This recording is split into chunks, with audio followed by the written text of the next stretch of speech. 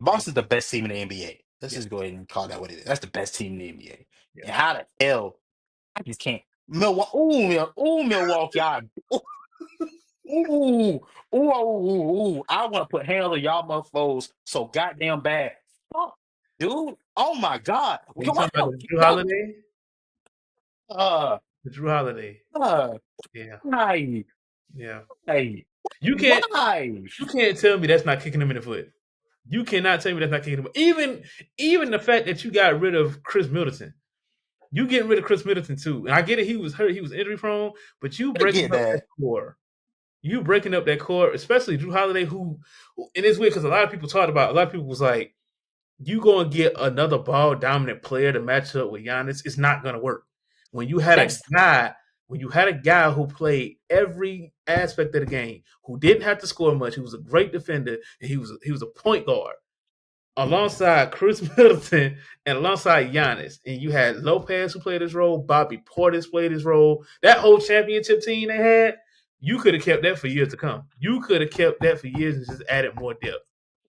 But you go and get Dame that's it. because and it could okay, I mentioned this question. Could this have been the work of Giannis saying that he wants help? And I think the front office misinterpreted that and said, hey, let's go get Dame. Dame's crying in Portland. Let's go get Dame. When this was If to the point Giannis if Giannis co-signed a Drew Holiday trade, if he co-signed a Drew Holiday trade, god damn it, I'm putting my hands on that Greek motherfucker. I'm putting my hands on him because why? I know you did not co-sign no Drew Holiday trade. He probably did ask for help. I know he asked for help, but I know you did not co-sign no Drew Holiday trade. Knowing what he, all the things that you said, ain't no way. yeah. Ain't no way you co-signed that. You bet not have. Please, and if you did, don't ever say that out loud. Don't ever, Well, please. I even think the people didn't even expect that. The people thought Dane was going to find his way to Miami. No one really thought that he was going That's to what go it to. should have been. And I think They, I think mm, Milwaukee is kicking themselves in the foot now because it's like, yo, like you see what he's doing for Boston right now. This is what he's yeah. been doing. Which he helped y'all get a ring. Look, man. Oh, and he shut down D Book in the finals. What are we doing? Like you said, Giannis with a ball dominant guard never makes sense. But like, I feel like because I just think about the places where Giannis will fit. Right, and like just playing hypothetically here, Giannis will fit great in Golden State because Steph don't need the rock. You don't need it. We've seen Steph operate without the ball. He's probably one of the best off-ball players. No, I ain't not one of the best. He is the best off-ball player. Him and Braun are probably the best two off-ball players we got in the game. That as far as just being able to be effective without the rock in their hands, those two, but it's Steph at one. Steph is for sure the best off-ball player we have in the game of basketball. That works perfectly for Giannis. You still like Giannis still can beat himself. He can still go. He can still get the ISO, drive to the cup, and there's more space for him. You know what I'm saying? I get the idea because hey, Damian Lillard is an elite 3-point shooter. The only 3-point shooter that's been better than him and throughout his tenure in the NBA is Steph Curry. Mhm, But he's a different type of 3-point shooter. mhm. Steph, like we said, can run off screens, play without the ball. He's just the greatest overall 3-point shooter. He can do it. He can do it any type of way you like. Dame is this new era of point guard that is ball dominant. He's That a shot is creator. He creates his yeah. shot. It has to be at the three. He's definitely like a Luca, whereas like he Yeah. has to bring the ball down and he has to like scan the floor. Okay, nobody's open. Let me get my shot. Whereas like with His Steph, teams are at his best yeah, when he's got the rock. when he's got the ball. When you look at it, like you said, you go to a guy like Steph, where it's like, all right, cool. Let me hand out the clay. Let me go run. Get an all ball screen, quick release, three. You know what I'm saying?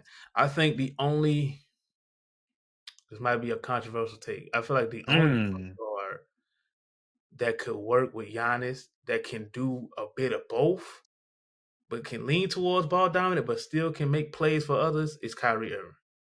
We've seen Yeah. Kyrie Irving been the secondary guy to Braun. We've seen him be the secondary guy to James Harden and KD, where he still gets his points. He can still get 20, 22, 23, but he also can go out there and create shots for other players. Because he spreads the floor so much where it's like, all right, cool. Giannis can go do his thing. Okay, I'm not being able to get my shots. Giannis, there you go. He understands that. You He's going to be you one are of those. absolutely right. after that's the part of damn, we've been pieing today, boy. I'm going to tell you, we pieing today. But that's what makes Kyrie. That's what makes Kyrie. When people talk about Kyrie as far as like all time and why people value Kyrie so much, that's why. Because Kyrie's game isn't what you think. You would think it's just ISO, go to work, Uncle Drew work. Like, no, he is a very multifaceted player. Like you said, he's probably one of the best.